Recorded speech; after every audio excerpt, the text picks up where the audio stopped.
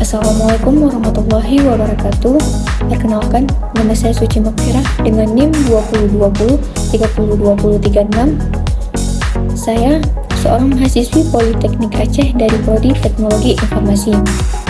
Judul tugas akhir saya yaitu Rancang Bangun Aplikasi Pelayanan Penyuluhan di Puskesmas Indrapuri berbasis web.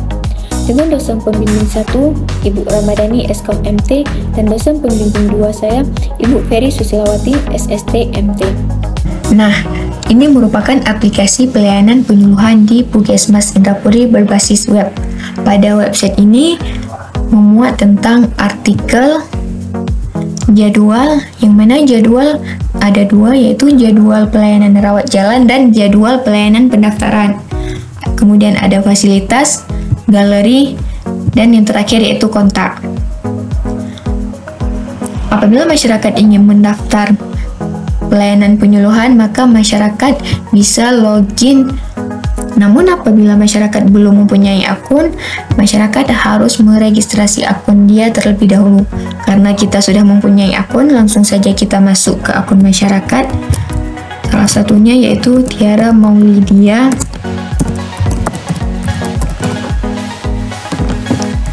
Kita masukkan password,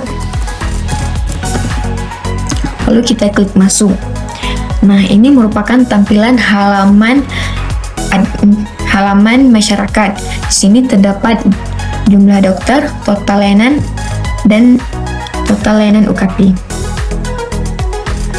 Di pendaftaran pelayanan penyuluhan, masyarakat bisa melakukan atau mendaftar penyuluhan.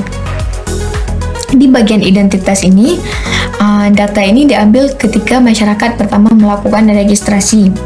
Langsung saja ke tempat yang dituju untuk pelayanan. Misalkan kita memilih Aneglai di PKK dekat masjid.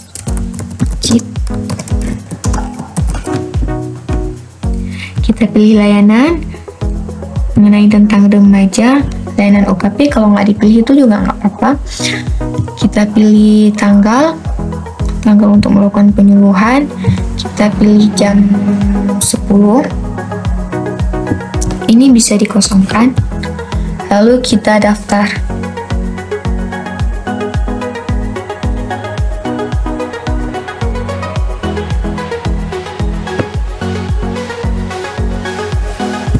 Apabila pendaftar berhasil, maka akan masuk email, yaitu seperti ini.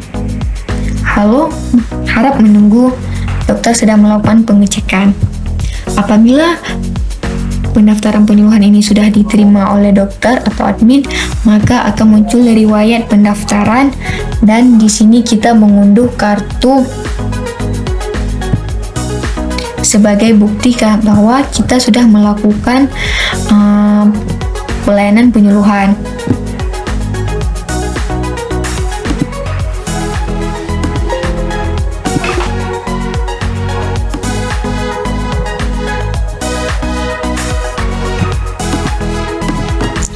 Kemudian kita masuk ke akun dokter, yaitu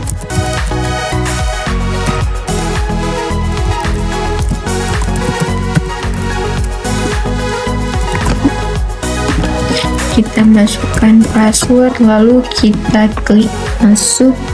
Nah, di pendaftar pelayanan ini di akun dokter, di sini dokter bisa memilih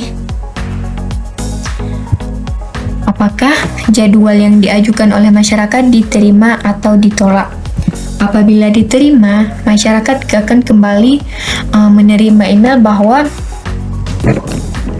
pengajuan untuk melakukan penyuluhan di desanya telah diterima. Di riwayat pendaftar ini, dokter dapat melihat pendaftar apa saja yang sudah berhasil. Lalu kita masuk ke akun admin, yaitu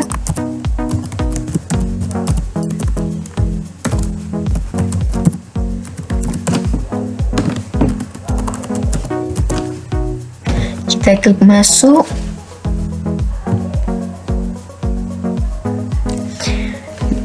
ini merupakan tampilan di halaman admin.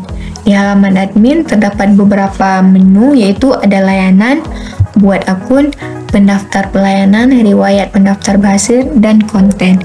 Di layanan ini terbagi menjadi dua, yaitu layanan UKP dan layanan UKM. Di buat akun ini, admin dapat membuat akun admin lainnya dan membuat akun dokter, karena yang membuat akun dokter adalah admin. Di sini ada pendaftar pelayanan. Nah, admin dapat menerima dan menolak para pendaftar dengan izin atau konfirmasi dari dokter.